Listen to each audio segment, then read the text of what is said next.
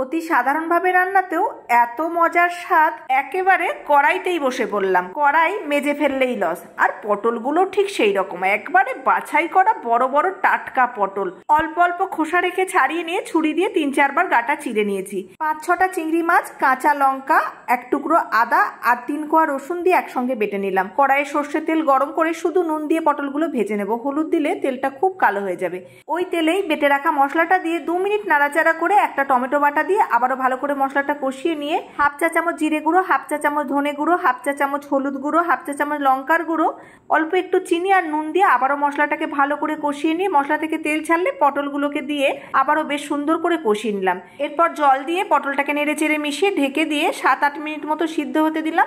পটল সিদ্ধ হয়ে গেলে কয়েকটা চেরা কাঁচা লঙ্কা আর গরম মশলা ছড়িয়ে আবারও ঢাকা দিয়ে 2-4 মিনিট রেখে দেবো। জলটাও একটু কমে আসবে আর পটল থেকে সুন্দর তেল ছেড়ে দেবে, তখন গ্যাস অফ করে দিয়ে নামিয়ে নেব।